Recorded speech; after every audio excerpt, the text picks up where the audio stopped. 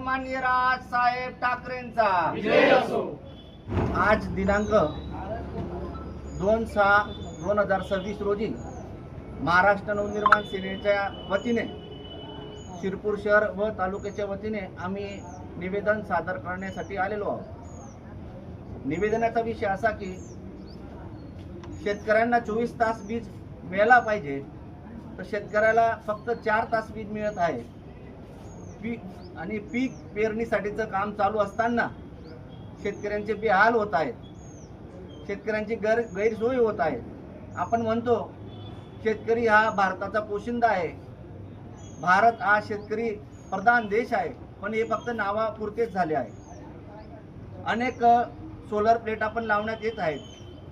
3 kV मध्ये 15 unit तयार होते, तर एक कुटुंब 5 ते 6 युनिटचा लाभ घेतो आणि त्यानंतर उर्वरित जी युनिट असते ती MSCB घेत असते। जर MSCBने विचार केला तर निश्चितपणाने शेतकऱ्याला मोफत वीज देऊ शकते, पण यांच्या या कुचकामी कामामुळे शेतकऱ्यांचे बेहाल होत आहेत। शेतकरी हा भविष्यासाठी त्याचं आयुष्य अंधारमय होईल, याची पूर्णपणे जबाबदारी आणि याची पूर्ण दखल प्रशासनाने घेतली पाहिजे, अशी निवेदनाद्वारे आम्ही महाराष्ट्र नवनिर्माण सेनेच्या वतीने मागणी करत आहोत। आणि येणाऱ्या काळात 8 दिवसात जर कधी ही मागणी पूर्ण नाही झाल्यास निश्चितपणाने तहसीलदार कचेरीवर शिंगाडा मोर्चा काढल्याशिवाय आम्ही राहणार नाही।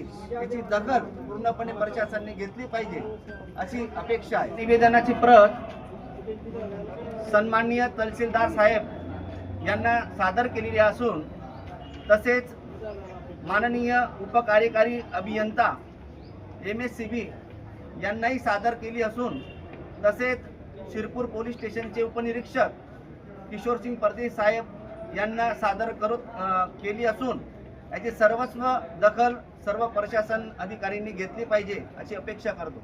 जय हिंद, जय महाराष्ट्र।